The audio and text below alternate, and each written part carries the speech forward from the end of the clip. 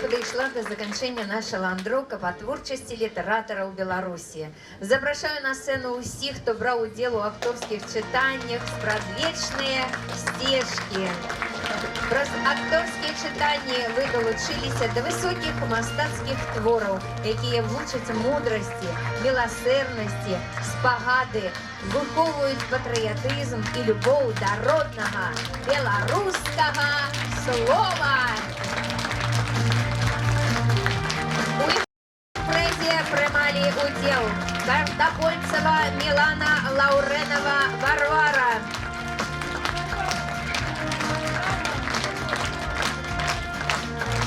Алексеенко Марьяна, Лужанкова Ксения,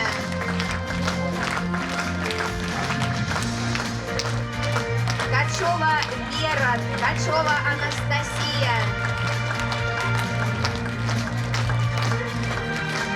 Дяшук Камила, Харкевич Кира,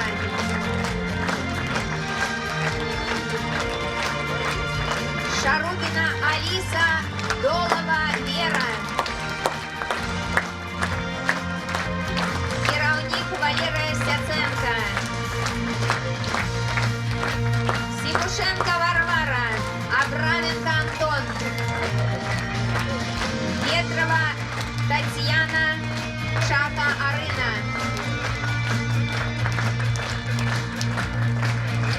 Шарубин Никита, Чумаченко Арина, Крючкова Янина,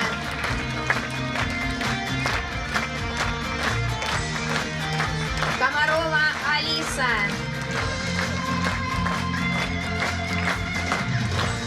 акторы Народного театра Прилепова Алена,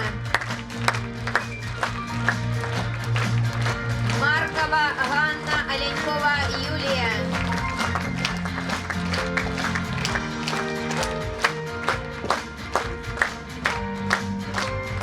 Терехова Алла, Лесковец Валентина,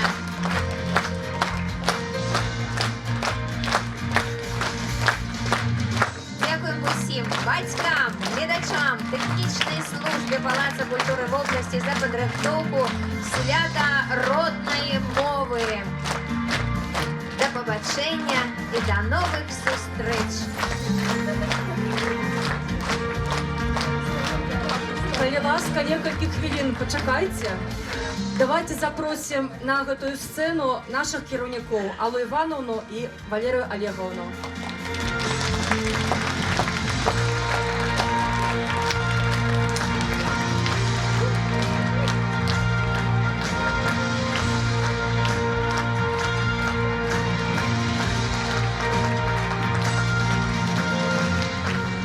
Особи батьків усіх віншуємо з Днем родної мови. Дякую нашим удзельникам, що запросили на гэта свято. І велике дякую кіраўнікам, що прививаєте нашим дітям любов і повагу до білоруської мови. Гэты кветки для вас.